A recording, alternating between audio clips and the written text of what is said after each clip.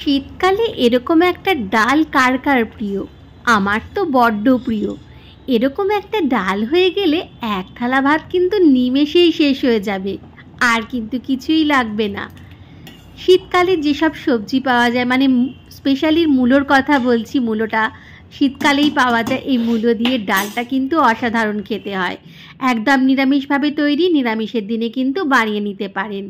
এক থালা ভাত খাওয়া হয়ে যাবে, চিন্তা থাকবে না আর বিশেষ কিছু করার। এর জন্য আমি মুগ ডাল নিয়ে নিয়েছি। মুগ ডাল হাফ কাপ নিয়েছি। মুগ ডালটা খুব ভালো করে 3-4 বার জল দিয়ে ধুয়ে নিয়েছি, তারপর একটা প্রেশার কুকারে ঢেলে দিয়েছি। নিচ্ছি মূলো। এখানে আমি 1.5 খানা মতো মূলো নিয়েছি। খুব পাতলা করে কাটিনি, একটু মোটা করে কেটেছি। আর এখানে 1.5 কাপ মতো জল দিয়েছি। দিয়ে দিচ্ছি 1 চামচ ভর্তি আদা, একটুখানি হামানদিস্তায় থেতো করে নিয়েছি সেটা। সাথে দিলাম ছোটো চামচের 1 চামচ হলুদ গুঁড়ো আর 1.5 চামচ নুন। দিলাম 3টে কাঁচা লঙ্কা, যেটা একটুখানি চিড়ে চিড়ে নিয়েছি। আর নিলাম একটা ছোট্ট টমেটো, ছোট করে কেটে নিয়েছি। সাথে দিলাম হাফ টিস্পুন একটুখানি সর্ষের তেল। প্রথমে আমি মুগের ডালটা সেদ্ধ করে নেব। সব কিছু ভালো করে মিশিয়ে নিয়ে প্রেশার কুকারের ঢাকনাটা বন্ধ করে দিলাম। কথা বলতে বলতে একটা হুইসেল পড়ে গেল। আরেকটা হুইসেলের অপেক্ষা করব। 2টো হুইসেল পড়ে গেলেই ডালটা একদম সিদ্ধ হয়ে যাবে। পড়ে গেল 2টো হুইসেল। এইবারে যতক্ষণ না পেপারটা বেরোয় ততক্ষণ পর্যন্ত একটু অপেক্ষা করে নিয়ে তারপরে প্রেশার কুকারের ঢাকনাটা খুলে নিলাম। দেখুন একদম কিন্তু ডালটা সিদ্ধ হয়ে গেছে, গলেও যায়নি, সব কিছু গোটা গোটা রয়েছে। মূলোগুলোও কিন্তু একটাও ভেঙে যায়নি, গোটা গোটা আছে।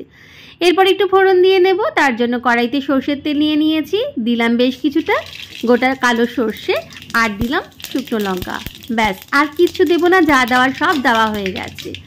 একটুখানি ফোড়নের গন্ধ বেরোতে শুরু করলে, সব কিছু যখন ফাটতে শুরু করবে, তখন দিয়ে দিলাম সিদ্ধ করে রাখা ডালটা। চাইলে ডালটা আপনারা অন্য কোনো পাত্রে বা কড়াইতেও সিদ্ধ করে নিতে পারেন, তবে প্রেশার কুকারে করলে একটু তাড়াতাড়ি হয়ে যায়, তাই জন্য আমি প্রেশার কুকারেই করে নিই। আর একদম গলে ঘন্ট ঘাটাও হয়ে যায় না, বেশ গোটা গোটাই থাকে। ডালটা ঢেলে দিয়েছি পুরোটা। এবার একটু ফোটার অপেক্ষা করব। দিয়ে দিলাম হাফ টেবিল স্পুন একটুখানি চিনি। যেহেতু টমেটো দিয়েছি, টেস্টটা ব্যালেন্স হওয়ার জন্য একটুখানি চিনির ব্যবহার করলাম।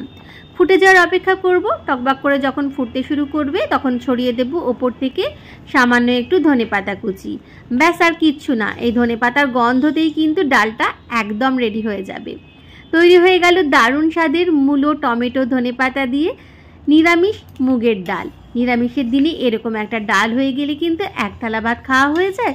শুধু মুখেও কিন্তু এরকম ডাল এক বাটি খাওয়া হয়ে যায়।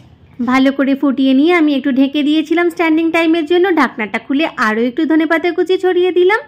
একদম নিরামিষ মূলো, টমেটো, ধনেপাতা দিয়ে মুগের ডাল কিন্তু রেডি।